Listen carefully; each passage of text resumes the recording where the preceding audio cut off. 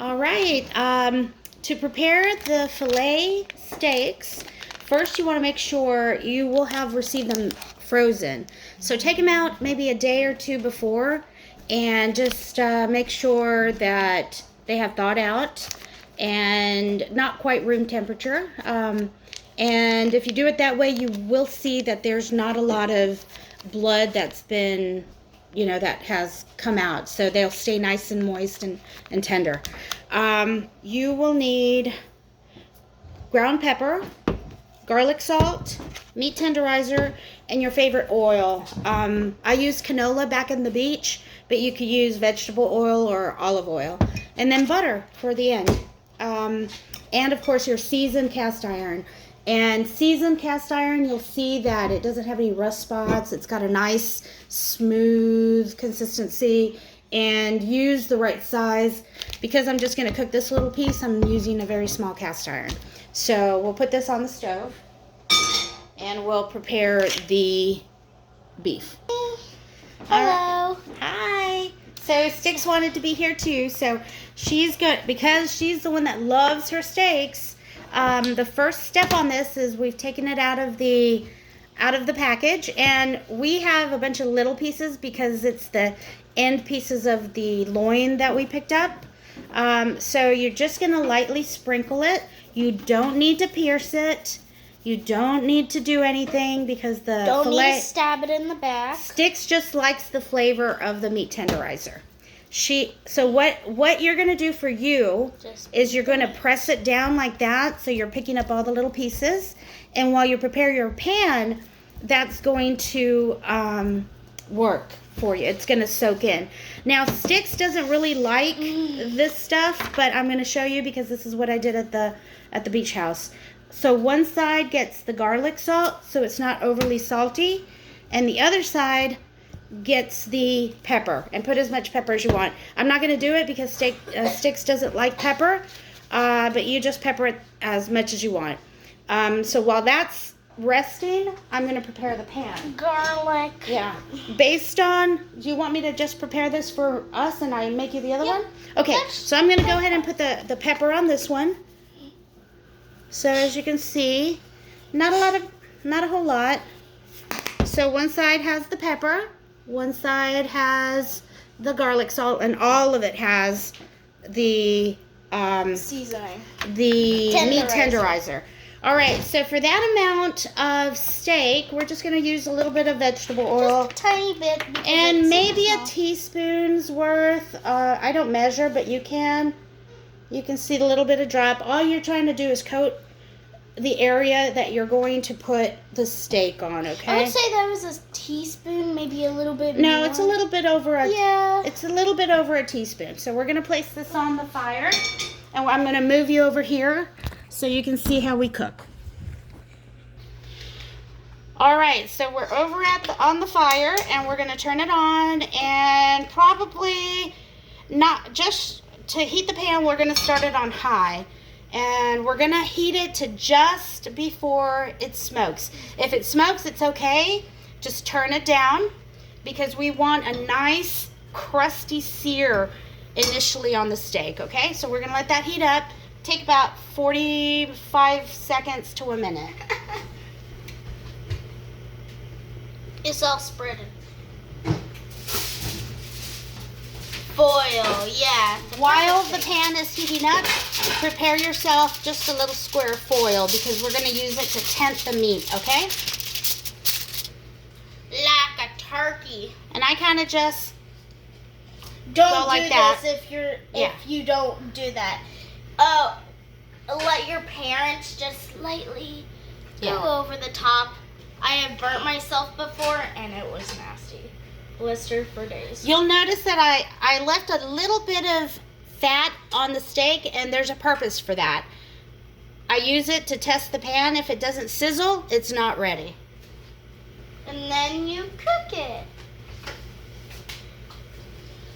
Yeah, me and Sarah hate. All right, so it's been about a minute, and it's starting to smoke, and you'll see the oil on the pan kind of start to maybe I see like the form little swirls. And it now, I don't know if you can hear it, but let's see. When you place it, it's gonna sizzle. So we'll place the meat. Oh yeah, those are sizzles. Why so close to the pan? All right, and you'll want to leave a little bit of space if you're putting more than one in there, because you want it not to get like release juices, and that's the best way to do it. Okay, so we're gonna get our tongs. Da-da-da. Tongs are for insects. There we go. Sorry, I keep taking it off. All right, so I don't know if you can see, but it's starting to get a little color on the one side. Not quite ready. You want it to have a nice, beautiful crust before you turn it. Can't really see it. You have to go down. Yeah. I wish I had smell-o-vision because it smells really good. I can hold the phone and You want to? yeah. It doesn't have to be near. You just have to flip it. All right. Okay. And the purpose of the seasoned Popping. pan is that it doesn't stick. See? If it's not seasoned, things stick. Okay, so this one is almost ready to turn. We're gonna let that cook. And I flattened it before we put it on the pan because your dad likes it a little more well cooked, and the thinner it is, the quicker it'll cook without getting overly dry on the outside. Not a little bit more cooked. Burnt. Yeah. All right, so these are ready to turn. Oh, it's getting hot. And remember, And see how beautiful that is? That's what you want. You want that little bit of crust. It's not burned, but it's crusty. And once you've turned it, you're going to lightly tent it like that. And we're going to turn down the heat just a little bit. I put mine on 6 on my stove, which is about medium-high heat. So you can see the flame touches. hot. Okay? And 6. let that cook. So it's about a minute. Ooh, it smells It's good. about a minute to a minute and a half per side. And once the minute and a half has happened, we're going to check it, and we may turn it one more time. And you can always use your microwave for a timer. Also, this is not pink. This is red because the camera sees a little bit more brighter images.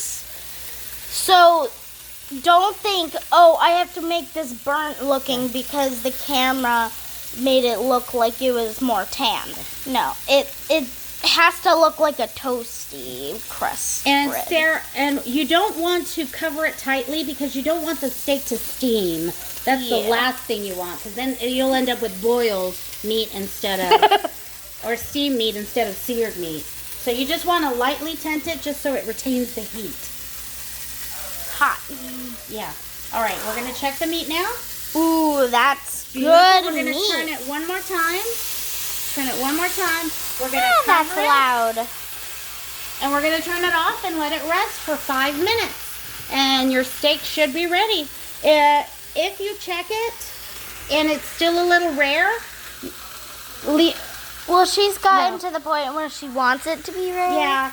So maybe leave it another minute on this side and then turn it one more time and then tent it. And then I think it'll be perfect for your dad. That'll be a perfect medium for your dad. Medium to medium well. So we're going to leave that another minute, and then I'm going to turn it one more time.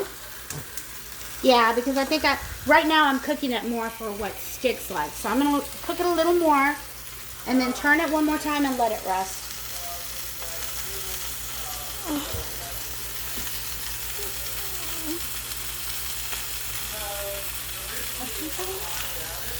Ooh, that foil's making my head hurt. All right, we're going to turn it one more time. One more time. See how it's not burning? Yep, not at all. And that, now we're going to leave it for 5 minutes and we'll come back and check it.